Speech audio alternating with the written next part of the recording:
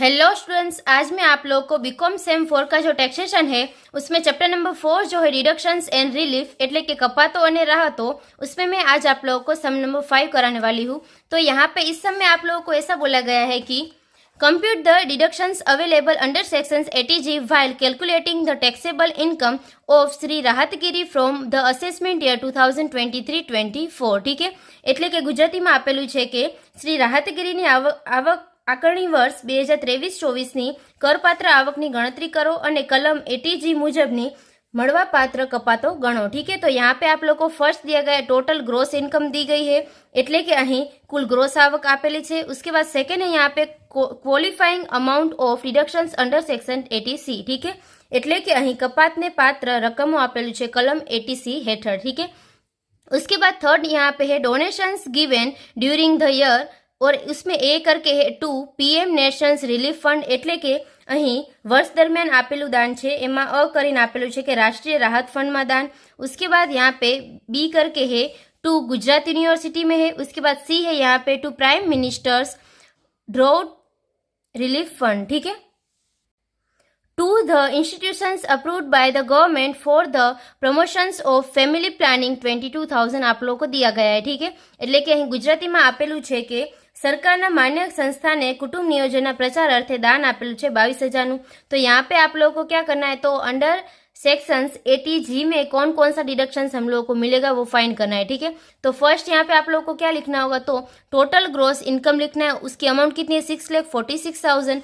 तो यहाँ पे फर्स्ट हम लोग क्या लिखेंगे, तो टोटल ग्रोस आप लोगों को दिया गया 6,46,000 की अमाउंट दी गई है। ठीक है, उसके बाद यहाँ पे आगे आप लोग को क्या करना है, तो अंडर सेक्शंस 80G में कौन कौन से डिडक्शंस मिलते हैं वो आप लोगों को निकालना है। ठीक है, तो फर्स्ट यहाँ पे क्या आएगा, तो आप लोगों को फर्स्ट दिया गया है कि 2 पीएम नेशनल्स रिलीफ फंड, એટલે કે અહીં રાષ્ટ્રીય राहत फंड में दान आपेलू है और इसकी अमाउंट कितनी है, तो 11,000 की अमाउंट दी गई है। तो वो पूरे का पूरा डिडक्शन हम लोगों को 80G में मिल जाएगा। ठीक है, तो यहाँ पे आप लोगों को लिखना होगा कि पीएम रिलीफ फंड और इसकी अमाउंट कितनी है, तो 11,000 की अमाउंट है, ये आप लोगों को लेस करनी है। ठीक है, उसके बाद सेकेंड नंबर का यहाँ पे आप लोगों को दिया गया है कि तो गुजरात यूनिवर्सिटी है 10,000 का, तो वो भी फुल्ली आप लोगों को डिडक्शंस मिल जाएगा। ठीक है, तो यहाँ पे आप लोगों को लिखना होगा कि गुजरात यूनिवर्सिटी और अमाउंट कितनी आएगी, तो 10,000 की अमाउंट आ जाएगी। उसके बाद आगे यहाँ पे आप लोग को ऐसा दिया गया है सी में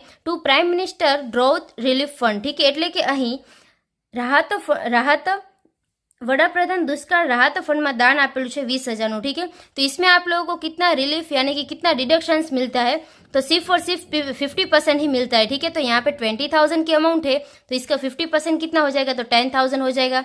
तो यहाँ पे आप लोगों को लिखना होगा थर्ड नंबर करके, तो यहाँ पे आप लोगों को लिखना होगा कि पीएफ ड्राउट रिलीफ फंड। ठीक है, એટલે કે અહીં सरकारने जे दुष्काळ समय राहत फंड में दान आपेलू है ते, और अमाउंट कितनी आएगी 10,000। 20,000 का 50% ही आप लोगों को लेना है। ठीक है, उसके बाद यहाँ पे आप लोगों को आगे ऐसा बोला गया है कि to the institutions approved by the government for the promotions of family planning, એટલે કે અહીં सरकार मान्य संस्था ने कुटुंब नियोजन प्रचार अर्थे दान आपेलू है 22,000। ठीक है, तो इसमें आप लोगों को कितनी अमाउंट लेनी है उसका आप लोगों को कैलकुलेशन करना है। ठीक है, तो कैलकुलेशन हम लोग किस तरह से करेंगे, तो फर्स्ट यहाँ पे ग्रोस इनकम कितनी है, तो 6,46,000। उसमें से फर्स्ट आप लोगों को अंडर सेक्शंस 80C में डिडक्शंस में आप लोगों को ऐसा बोला गया है कि 1,60,000 की अमाउंट है। ठीक है, तो इसमें आप लोगों को अंडर सेक्शंस 80C में लिमिट क्या होती है, तो 1,50,000 की होती है। तो यहाँ पे हम लोग लेस कितना करेंगे, 1,50,000। ठीक है, उसके बाद जितनी भी हमारी इनकम आई उसका 10% हम लोग निकालेंगे। तो यहाँ पे 6,46,000 उसमें से माइनस करना है 1,50,000, यानी कि यहाँ पे आप लोग की अमाउंट कितना आई, 4,96,000 आई।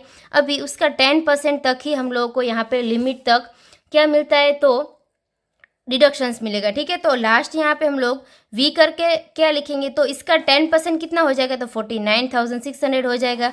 यानी कि यहाँ पे जो आप लोगों को 22,000 की अमाउंट दी गई है उसकी जगह पे हम लोग क्या लेंगे, तो इसका 20% जितनी भी ग्रोस इनकम आई हमारी वो उसमें से माइनस हम लोग यहाँ पे डिडक्शंस करेंगे, यानी कि 1,50,000 अंडर 80C का करेंगे, और रिमेनिंग यहाँ पे इनकम जितनी भी बची हमारी 4,96,000 उसका हम लोग 10% निकालेंगे, यानी कि 49,600 की अमाउंट आई। ये हम लोगों को यहाँ पे डिडक्शंस में मिल जाएगी, ठीक है। तो यहाँ पे आप लोग को लिखना है 49,600 और यहाँ पे हम लोग क्या लिखेंगे, तो आप लोगों को यहाँ पे दिया गया है कि प्राइम मिनिस्टर, सॉरी वो नहीं है, यहाँ पे institutions approved by the government, तो यहाँ पे हम लोग लिखेंगे कि प्रमोशंस ऑफ फैमिली प्लानिंग,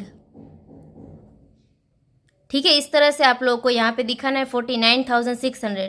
तो यहाँ पे 22,000 की अमाउंट हम लोग नहीं लिखेंगे, बल्कि कौन सी अमाउंट लिखेंगे, तो 49,600 की लिखेंगे। देन उसके बाद यहाँ पे जितनी भी इन्फॉर्मेशन थी वो हम लोगों ने ले ली, तो अभी हम लोग फाइनल अमाउंट निकालेंगे कि कितनी आएगी, ठीक है। तो यहाँ पे फर्स्ट है 6,46,000 में से हम लोग माइनस करेंगे 1,50,000। उसके बाद यहाँ पे हम लोग माइनस करेंगे 11,000, माइनस 10,000, माइनस 10,000 और माइनस 49,600। तो यहाँ पे आप लोगों को अमाउंट कितनी मिलेगी, तो 4,15,400 की अमाउंट मिल जाएगी, ठीक है।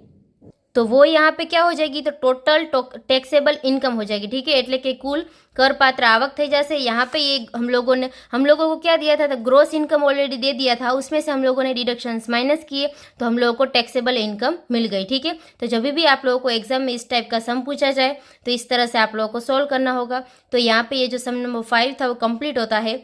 I hope you understand and thank you all.